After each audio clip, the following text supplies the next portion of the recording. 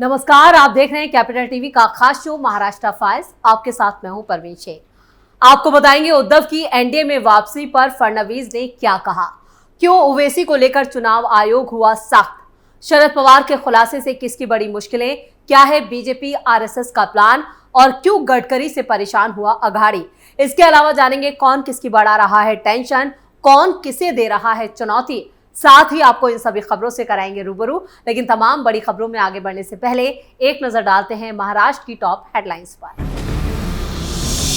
चुनाव प्रचार के बीच डिप्टी सीएम के बयान से मचा हड़कंप। देवेंद्र फडणवीस ने उद्धव ठाकरे की एनडीए में वापसी को लेकर कहा, राजनीति में कुछ भी हो सकता है। देवेंद्र फडणवीस के बयान से मचा सियासी घमासान। बोले, अघाड़ी जीते तो मुसलमानों के केस वापस लेगी। चुनाव प्रचार के दौरान अलग ही अंदाज में नजर आए ओवैसी। सब्जी का भाव पूछ रहे असदुद्दीन ओवैसी ने महंगाई को लेकर सरकार पर कसा तंज। बोले, 6 सब्जी के देने पड़े 500 रुपए। क्या थी अडानी की मीटिंग की सच्चाई, खुद शरद पवार ने किया खुलासा। बोले, मुझे बीजेपी पर नहीं था भरोसा।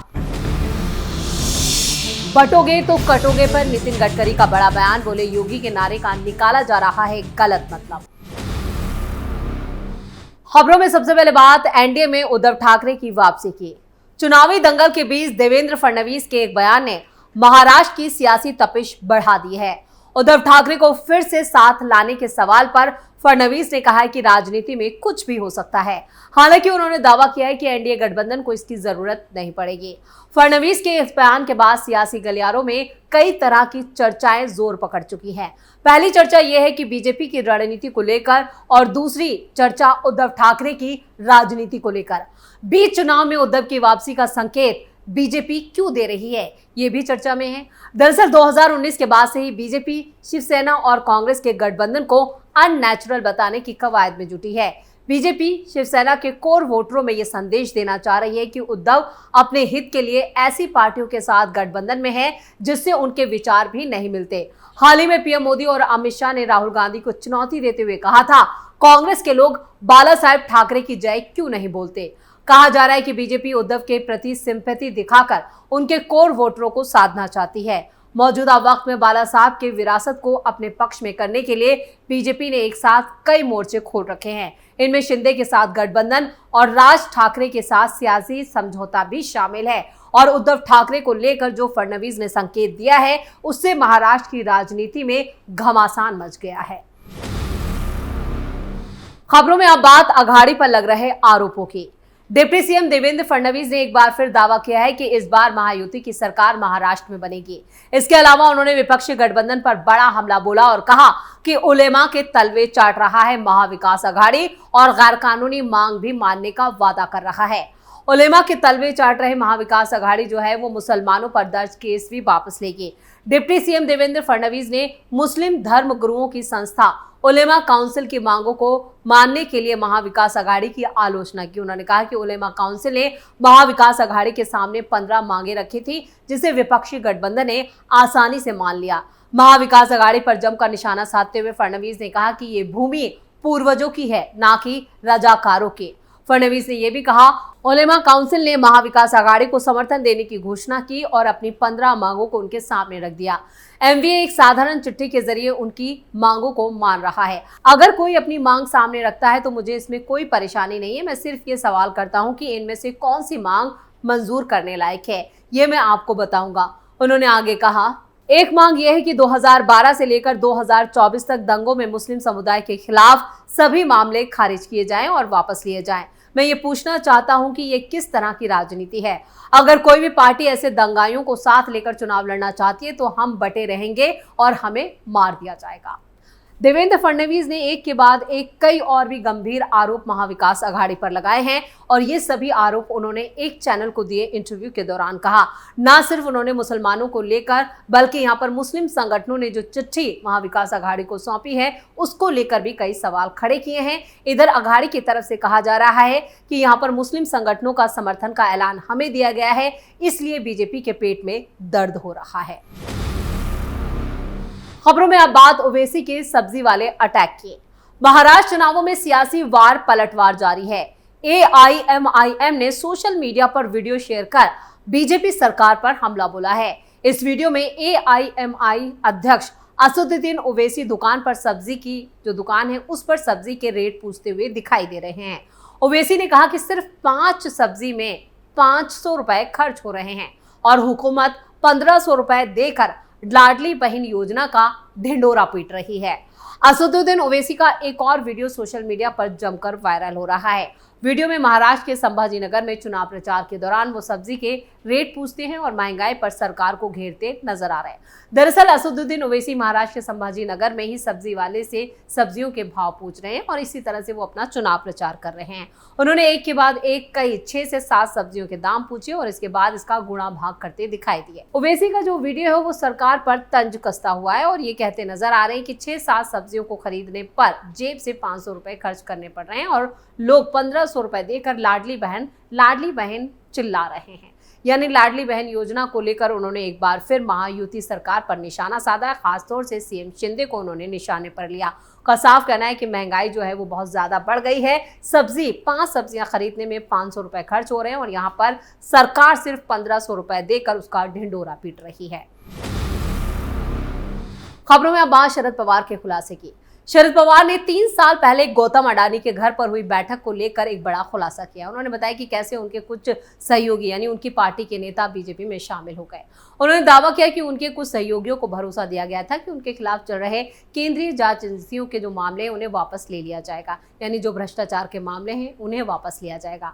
इंटरव्यू के दौरान पवार ने यह भी कहा कि उनके सहयोगियों ने उन पर बीजेपी नेताओं से मिलकर ये ऑफर खुद सुनने का दबाव डाला था और इसके बाद ही पवार अमित शाह से मिलने गौतम अडानी के घर डिनर पर गए थे।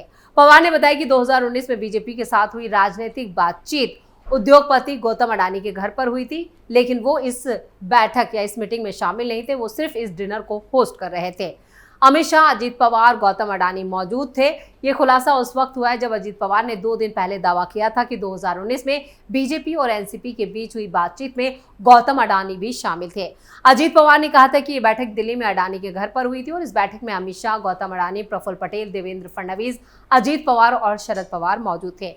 पवार ने बताया कि उनकी पार्टी के नेताओं से कहा गया था कि अगर वो बीजेपी के साथ हाथ मिलाते हैं तो उनके सारे मामले वापस ले लिए जाएंगे। उन्होंने इस बात का विरोध किया क्योंकि उन्हें भरोसा नहीं था कि बीजेपी अपना वादा निभाएगी। इससे पहले अजीत पवार ने कहा था कि 5 साल हो गए हैं, सबको पता है कि बैठक कहाँ हुई थी।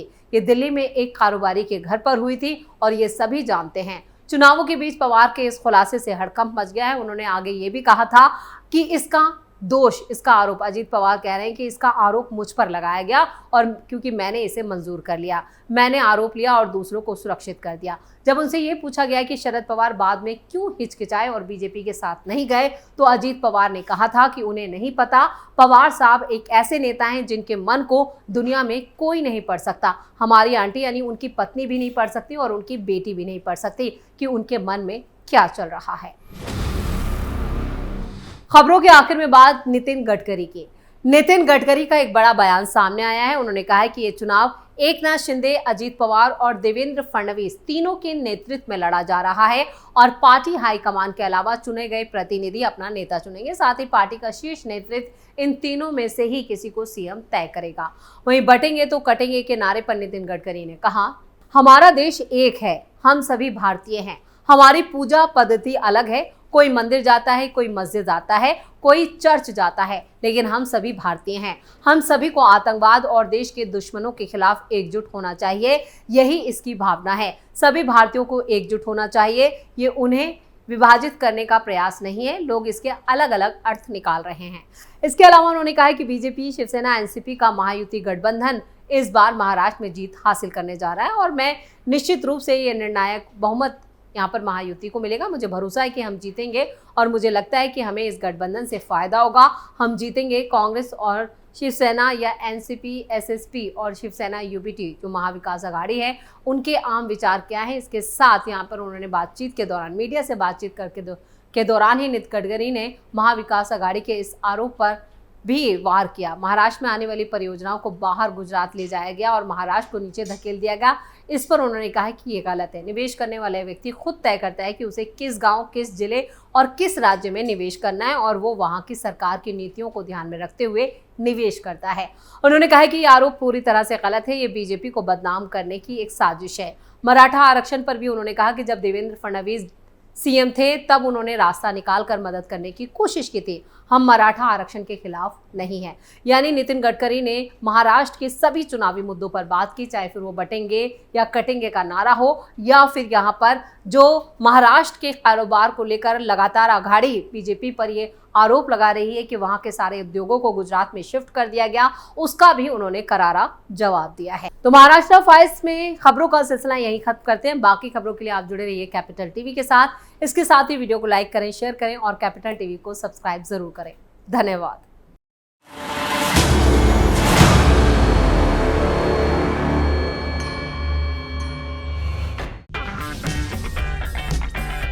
अगर आपको हमारा वीडियो पसंद आया हो तो इसे लाइक करें, हमारे चैनल को सब्सक्राइब करें और हाँ, बेल आइकन दबाना ना भूलें ताकि आप तक हमारे वीडियो की नोटिफिकेशन पहुंचती रहे। आप अपना सुझाव हमें कमेंट बॉक्स में दे सकते हैं। हमारे साथ जुड़ने के लिए शुक्रिया।